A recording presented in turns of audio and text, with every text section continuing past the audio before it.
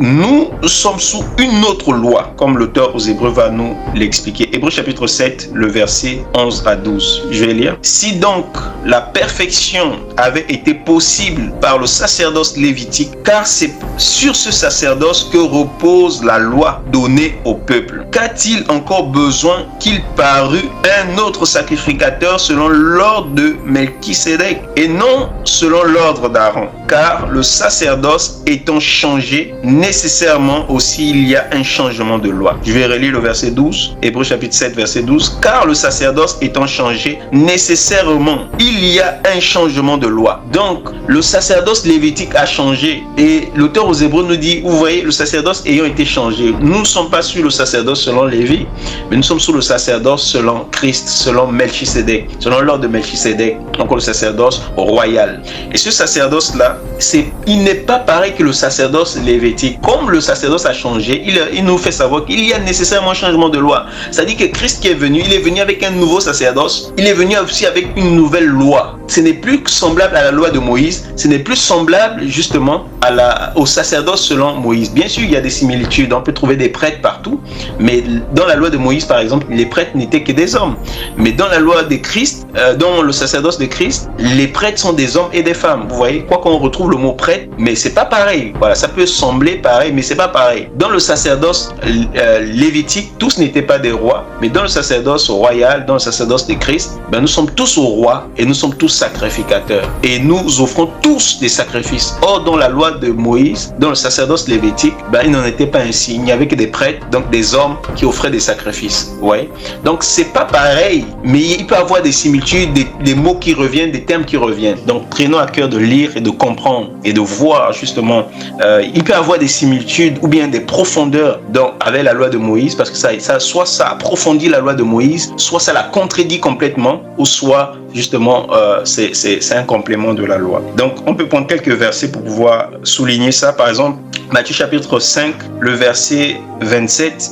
Le Seigneur dit, vous avez appris qu'il a été dit, tu ne commettras point d'adultère. Mais moi, je vous dis que quiconque regarde une femme pour la convoiter a déjà commis un adultère avec elle dans son cœur. Vous voyez, donc la loi de Moïse aussi était contre l'adultère. La loi de Moïse interdisait l'adultère et la convoitise. Mais la loi de Moïse, pour pouvoir attester l'adultère, il fallait qu'on attrape des gens en flagrant délit d'adultère. Mais le Seigneur dit ici que si quelqu'un regarde une femme pour la convoiter dans son cœur, il a déjà commis adultère avec elle. Donc il définit ici, il définit autrement l'adultère. L'adultère selon lui. Et il est évident aujourd'hui que nous aussi, nous attestons que quelqu'un est un meurtrier, quelqu'un est dans l'adultère. Si quelqu'un a la haine envers son frère, c'est un meurtrier, c'est clair. Si quelqu'un a convoite, il est déjà dans l'adultère, c'est vrai, c'est la parole. Mais nous ne voyons pas les cœurs, à moins que le Seigneur nous révèle les cœurs, vous voyez. Et donc nous aussi, nous attestons en fonction du fruit. Ce que le Seigneur nous a donné, de pouvoir voir c'est le fruit dans la vie des gens. Donc quelqu'un peut vivre dans l'adultère, mais si Dieu n'a pas révélé, nous on ne voit pas ce fruit-là.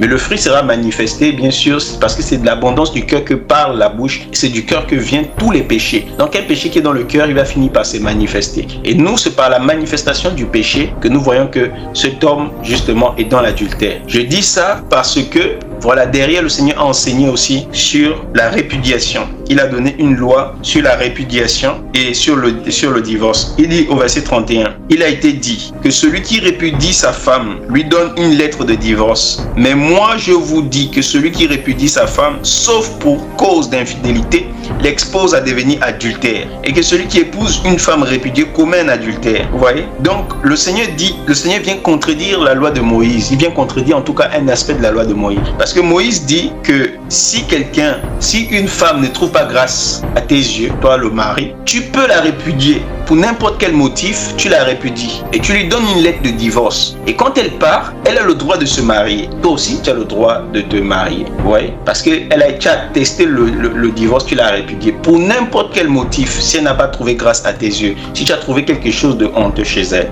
Ah, c'est Moïse. Mais Christ, quand il vient, il dit, vous avez appris qu'il vous a été dit ça. Mais moi, je vous dis, c'est-à-dire, il met justement l'opposition en disant que non, ce n'est plus comme ça. La loi a changé maintenant. maintenant. On change maintenant des lois. Écoutez maintenant, vous ne pouvez plus répudier vos femmes par n'importe quel motif si elles ne trouvent pas grâce à vos yeux. Sauf pour motif d'adultère. S'il y a un adultère, l'adultère a été confirmé, bien sûr, tu peux la répudier. Et bien sûr, quand on répudie une femme, on lui donne une lettre de divorce, elle part. Quand il y a répudiation, ça veut dire qu'on peut se marier derrière. C'est quelque chose que je voulais souligner. Donc le Seigneur dit que c'est le seul motif valable pour pouvoir répudier sa femme, c'est l'adultère. Vous devez enlever tous les autres motifs. Donc si elle n'est pas soumise, si elle a un comportement de crabe ou bien de dragon ou bien de Jézabel, maintenant tu dois la supporter. Si elle n'a pas commis adultère, tu dois la supporter. Mais maintenant, bien sûr, l'adultère, le Seigneur l'a défini comme étant par la convoitise. Quelqu'un convoite dans son cœur et a commis adultère, on est d'accord, c'est l'adultère selon le Seigneur. Mais comme j'ai dit, le Seigneur regarde au cœur. Nous regardons bien sûr à ce qui frappe. Nous regardons aux œuvres, nous regardons aux fruits. Donc quand le fruit n'est pas manifesté, on ne va pas voir que la personne a commis adultère. Donc si nous voyons, si cet adultère a été constaté, si ce n'est pas un adultère qui est constaté, nous ne pouvons pas permettre le divorce, parce que tout le monde peut inventer, dire que oh mon mari, justement, oh pardon ma femme, parce qu'il ne s'agit pas ici du mari, mais c'est l'homme qui répudie et non la femme. Quand on parlera de ces sujets-là, on va expliquer pourquoi. Vous voyez bien que le Seigneur a souligné, on parle de la répudiation par rapport à la femme, mais la femme peut bien sûr se séparer en cas d'infidélité, d'adultère, de relations sexuelles illicites, si elle souhaite, quoi que la volonté du Seigneur soit que nous puissions pardonner, selon que cela dépend de nous, vous voyez. Et par rapport au mari aussi, le Seigneur ne nous encourage pas justement à divorcer, ou du moins à donner une lettre de divorce et à répudier notre femme. Il nous encourage à pardonner aussi longtemps que cela dépend de nous. C'est important de pouvoir aussi souligner, voilà, de toujours pardonner et de pouvoir garder, nous réconcilier si cela dépend de nous, parce que la réconciliation peut ne pas aussi dépendre de nous. Il y a plusieurs facteurs qui rentrent en compte. Donc voilà, ce que je voulais souligner, c'est que Christ est venu avec sa loi. Vous voyez que cette loi-là et la loi de Moïse est complètement différente. Moïse a permis sur tous les motifs, la femme ne trouve pas grâce, mais Christ vient, il met seulement un seul motif dans sa loi, l'adultère. Ouais. Et encore d'autres lois, par exemple au verset 33, il dit, vous avez encore appris qu'il a été dit aux anciens, tu ne te parjureras point, mais tu t'acquitteras envers le Seigneur de tout ce que tu as déclaré par serment. Je vais relire ce verset.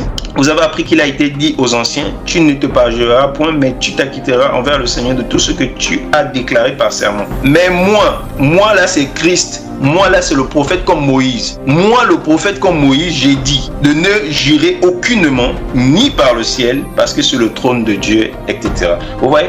Donc le Seigneur dit, mais moi j'ai dit ne jurez même pas. Ne faites même pas. Ne faites même pas. Moïse dit de ne pas jurer, mais de s'acquitter justement de ce qu'on a fait par serment. Et Christ dit arrêtez même de faire vos serments là, ne jurez même pas. Ne jurez pas. Donc il s'oppose complètement à la loi de Moïse. Il vient avec une autre loi. Parce que c'est lui qui a le droit, selon la loi de Moïse, de pouvoir donner une autre loi. Parce que Moïse a donné un commandement. Cependant, on dit que la loi est un pédagogue qui conduit à Christ. Donc quand la loi t'amène, la loi doit être déposée au pied de Christ. Et au pied de Christ, tu dois recevoir une autre loi. Parce que Dieu a dit, je mettrai mes lois dans sa bouche, je mettrai mes paroles dans sa bouche. Et il vous dira tout ce que j'aurai à dire. Et il ne parlera pas de son propre chef. Et Christ, quand il est venu donner une autre loi. Il est venu donner les paroles de Dieu. Donc Christ ne contredit pas la loi, mais il est l'accomplissement de la loi. Parce que la loi prévoyait un prophète comme Moïse. Et la loi a dit, c'est lui que vous devez écouter. Vous devez l'écouter. Donc quelqu'un qui obéit à la loi et qui change de loi, en fait, il ne fait qu'obéir à Dieu, il ne fait qu'obéir à la loi de Moïse. C'est pourquoi Christ va dire ceci aux Juifs.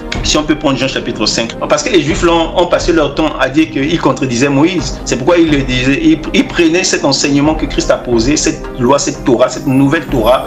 Et ils disaient à Christ, mais pourquoi Moïse nous a dit ceci? Pourquoi Moïse nous a dit cela? Pourquoi Moïse dit ceci? Mais toi tu dis quoi? Vous voyez, ils passaient leur temps à chercher à montrer clairement que mais cet homme-là, il viole véritablement Moïse. Mais il ne comprenait pas que c'est la loi elle-même qui les recommandait de pouvoir obéir à Christ et de se soumettre à sa loi. Vous voyez? C'est pourquoi Christ va leur parler ouvertement et il va leur dire que vous, si vous croyez à Moïse, si vous croyez aux écrits de Moïse, vous croirez aussi en moi. Vous sondez les Écritures, vous pensez trouver en elle là, mais vous ne voulez pas venir à moi, parce qu'en fait, c'est moi, elle rend témoignage de moi, c'est-à-dire que si vous vous attachez à la loi de Moïse va vous conduire à Christ. Elle va vous conduire au prophète qui est comme Moïse, que vous étiez en train d'attendre. Quand Jean-Baptiste est venu, ils sont venus voir Jean-Baptiste, ils ont dit, es-tu le prophète? Jean-Baptiste a dit, je ne le suis point. Oh, ce prophète qu'ils attendaient là, c'était le prophète qui est comme Moïse. Ce prophète qui devait venir aussi avec la loi de Dieu, qui devait venir avec les paroles de Dieu dans sa bouche et leur donner, et par lequel Dieu devait parler dans ces temps de la fin. Et c'est par lui que Dieu a parlé. Vous voyez, Jean chapitre 5, si on pourra revenir sur Matthieu chapitre 5, si le Seigneur permet, pour voir d'autres lois. Jean chapitre 5, verset 37 à 40. Le Père qui m'a envoyé a rendu lui-même témoignage de moi. Vous n'avez jamais entendu sa voix. Vous n'avez point vu sa face. Sa parole ne demeure point en vous, parce que vous ne croyez pas en celui qui l'a envoyé. Vous voyez?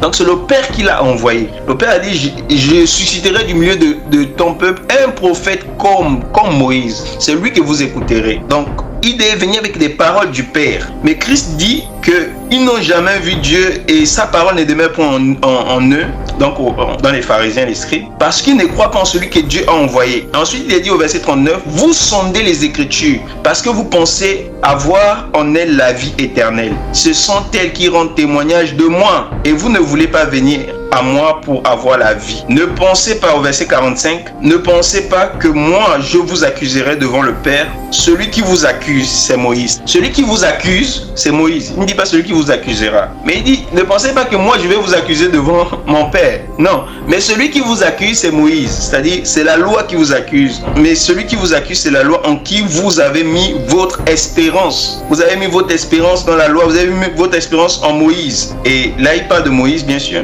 Au verset 46, il dit, car si vous croyez en Moïse, vous croirez aussi en moi, parce qu'il a écrit de moi. Mais si vous ne croyez pas à ses écrits, comment croirez-vous à mes paroles? Donc, le Seigneur dit que si vous ne croyez pas aux écrits de Moïse, si vous ne croyez pas à la loi de Moïse, c'est normal que vous ne croyez pas en moi. Donc, si vous croyez en la loi de Moïse, vous allez croire en moi, parce que c'est la loi de Moïse qui rend témoignage que Dieu suscitera du milieu de ton peuple un prophète comme moi. Et celui que vous écouterez, Dieu mettra ses lois dans sa bouche. Donc, Dieu, parce que Moïse avait déjà reçu la loi de Dieu. Mais d'où était-il encore nécessaire que Dieu dise qu'il suscitera un homme du milieu de l'assemblée d'Israël, un prophète comme Moïse, et qu'il mettra ses lois dans sa bouche, et que ce peuple devait l'écouter. Et Dieu devait rendre témoignage en disant, écoutez-le sur la sainte montagne. Et Pierre a entendu ce témoignage, Jean a entendu ce témoignage, Jacques a entendu ce témoignage, et ils nous ont rendu témoignage de la parole de vie qu'ils ont écoutée et qui a été manifestée. Et ils ont cru, ils ont rendu témoignage, le témoignage que nous croyons aussi et que nous gardons dans notre cœur, par la grâce du Seigneur.